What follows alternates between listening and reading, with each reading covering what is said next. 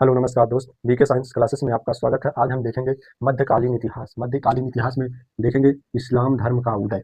इस्लाम धर्म का उदय इस्लाम धर्म का उदय कब हुआ था, इसके पैगंबर कौन थे, तो आज सारी बातें हम देखेंगे। इस्लाम धर्म का उदय 7वीं सदी अरब के रेगिस्तान में हुआ था। इस्लाम धर्म को मानने वाले लोग को मुसलमान कहा जाता है।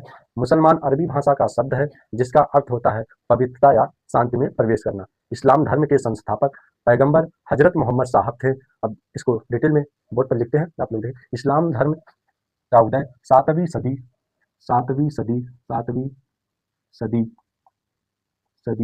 अरब के रेगिस्तान अरब के रेगिस्तान रेगिस्तान अरब के रेगिस्तान अरब के रेगिस्तान में हुआ था। इस्लाम इस्लाम धर्म को इस्लाम धर्म को मानने वाले लोग धर्म को मानने वाले लोग को इस्लाम धर्म को मानने वाले लोग को मुसलमान कहा जाता है। मुसलमान कहा जाता है।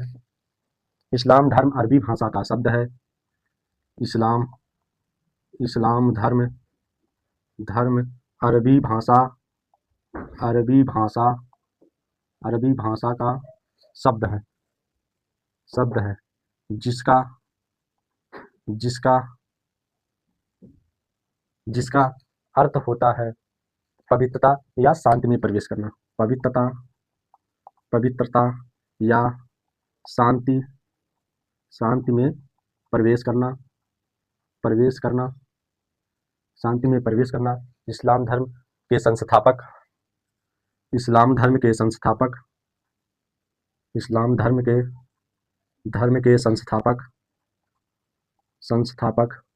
पैगंबर हजरत मोहम्मद साहब थे। तो इस प्रकार इस्लाम धर्म के उदय के बारे में हमने देखा। किस सदी में उदय हुआ था। इस्लाम धर्म अरबी भाषा का शब्द है और इसकी उदय 7वीं सदी अरब के रेगिस्तान में हुआ था। इस्लाम धर्म को मानने वाले लोग को मुसलमान कहा जाता है। इस्लाम धर्म अरबी भाषा का शब्द है और जिसका अर्थ होता है पवित्रता या शांति में प्रवेश करना। अब इस्लाम धर्म के संस्थापक पैगंबर हजरत मोहम्मद साहब थे। तो आगे देखते हैं। अभी मध्यकालीन इस्लाम धर्म के उदय में हम आगे देखते हैं। इसी प्रकार आगे देखते हैं। इसको मिटा दे सब, अब आगे अच्छे से बताते हैं। आशा करते हैं आप लोग को अच्छे से समझ में आ रहा होगा। अब आगे देखते हैं। ये पैगंबर, अब देखते हैं पैगंबर अभी पैगंबर क्या होते हैं। पैगंबर पृथ्वी पर अल्लाह का प्रतिनिधि करने वाले पैगंबर। अब दूसरे नंबर पे आते हैं दूसरे खलीफा। अब खलीफा क्या होते हैं। खलीफा पैगंबर का प्रतिनिधित्व करते हैं। पैगंबर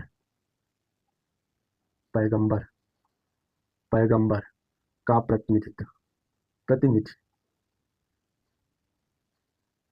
प्रतिनिधि अभी हो गया पैगंबर, खलीफा। तीसरा हो गया सुल्तान। अभी सुल्तान किसे कहते हैं। सुल्तान किसे कहते हैं। सुल्तान हो गया खलीफा का प्रतिनिधित्व करता है। सुल्तान खलीफा का प्रतिनिधित्व करता है। खलीफा का प्रतिनिधि खलीफा जो है प्रतिनिधि करता है। अब हो गया खलीफा के बाद हो गया जो है सुल्तान के बाद रसूल। ये रसूल, अब ये रसूल क्या होते हैं। रसूल होते हैं देवदूत को ही रसूल कहा जाता है। और नबी, 5वें नंबर पे नबी क्या होते हैं। नबी एक सिद्ध पुरुष होते हैं। सिद्धि पुरुष को नबी कहा जाता है। सिद्धि पुरुष को नबी कहा जाता है। अब 6वां नंबर है 786 होता है बिस्मिल्लाह रहमान रहीम। बिस्मिल्लाह रहमाने रहीम। अब बिस्मिल्लाह रहमाने रहीम होता है। तो इस प्रकार आप देखिए, पैगंबर पैगंबर अल्लाह का प्रतिनिधित्व करते हैं, और खलीफा खलीफा पैगंबर का प्रतिनिधित्व करते हैं, और सुल्तान खलीफा का प्रतिनिधि करते हैं। रसूल देवदूत को कहते हैं, और नबी नबी सिद्ध पुरुष को कहते हैं। और 786 बिस्मिल्लाह रहमान रहीम। इस प्रकार आप लोगों ने नोट कर लिया होगा, आशा करते हैं आप लोग समझ में आ गया होगा। तो आगे देखते हैं। अभी आगे आगे हम बताते हैं, तो मिटा के फिर अभी आगे देखते हैं। आगे आगे इस्लाम धर्म का उदय विश्व की एक युगांतकारी घटना थी। इस्लाम धर्म का उदय इस्लाम धर्म का इस्लाम धर्म का उदय एक युगांतकारी युगांतकारी घटना थी। अरे, इस्लाम धर्म का उदय एक युगांतकारी घटना थी से अन्य रूपों में देखा गया। अबे जन्म पैगंबर मोहम्मद साहब, इसको मिटा के, तो मोहम्मद साहब का सब मिटा के लिखते हैं, अच्छे से समझ आ जाए। अबे मोहम्मद साहब, अबे पैगंबर पैगंबर मोहम्मद साहब, अभी पैगंबर मोहम्मद साहब 570 ईस्वी से 632 ईस्वी तक रहे। अब पैगंबर पैगंबर अब ये जन्म देखते हैं, जन्म कब हुआ था। जन्म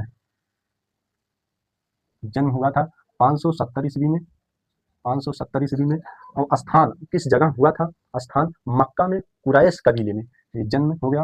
अब स्थान कहाँ हुआ था। स्थान हुआ था मक्का में कुरैश कुरैश कबीले में मक्का में कुरैश कबीले में। अब ये किस वंश से आते थे, इनका वंश देखते हैं। वंश हाशमी वंश हाशमी वंश। अब इनके पिता कौन थे, पिता देखते हैं। मोहम्मद साहब के पिता अब्दुल्ला, माता, अब देखते हैं माता कौन थी। माता अमीना। अब इनके चाचा कौन थे, चाचा को देखते हैं। चाचा कौन थे, चाचा थे अबू तालिब। एक चाचा थे अबू तालिब। अब इस प्रकार आप लोग ने नोट कर लिया होगा। आपका कहते जन्म 570 ईस्वी में, स्थान मक्का में कुरैश कबीले में, वंश हाशमी वंश, और पिता अब्दुल्ला, माता अमीना, और चाचा अबू तालिब।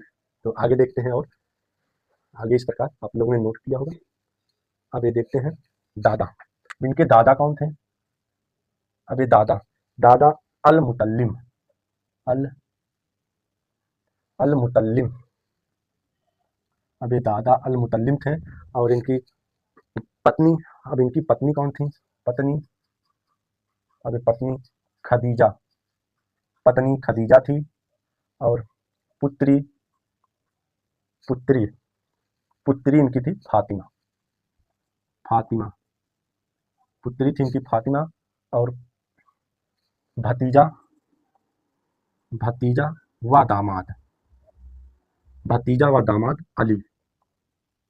अली। तो इस प्रकार आपने देखा, मोहम्मद साहब का जन्म 570 ईस्वी में हुआ था। स्थान कुरैश मक्का में कुरैश कबीले में, और वंश हाशमी वंश के थे। और पिता अब्दुल्ला, और माता का नाम अमीना था, और चाचा अबू तालिब, और दादा इनके अल मुतल्लिम, और पत्नी खदीजा थी, और पुत्री फातिमा थी, और दामाद भतीजा व दामाद वो अली थे। तो इस प्रकार आप लोगों ने देखा। अब ये संदेश की प्राप्ति, अब आगे देखते हैं। आगे देखते हैं, आपको सारा समझ में आ गया होगा। अभी देखते हैं संदेश की प्राप्ति में क्या थी। संदेश की प्राप्ति,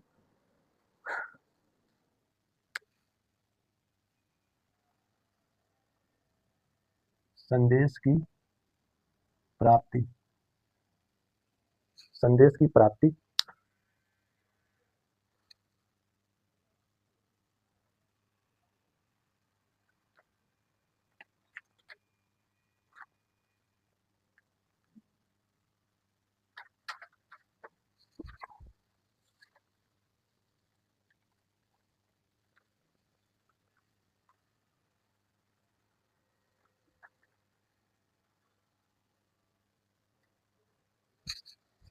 दोस्तों देखें संदेश की प्राप्ति।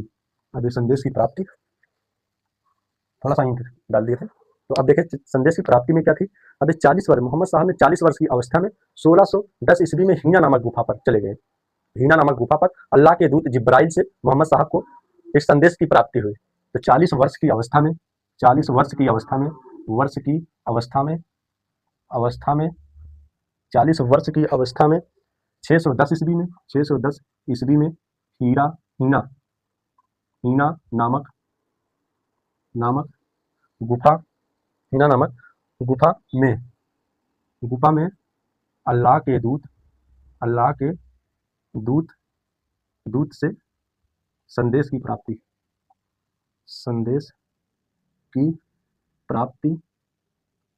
तो 40 वर्ष की अवस्था में 610 ईस्वी में हीना नामक गुफा में अल्लाह के दूत जिब्राइल से मोहम्मद साहब को एक संदेश की प्राप्ति हुई। तो संदेश क्या था। ला इलाहा इल्लल्लाह मोहम्मदुर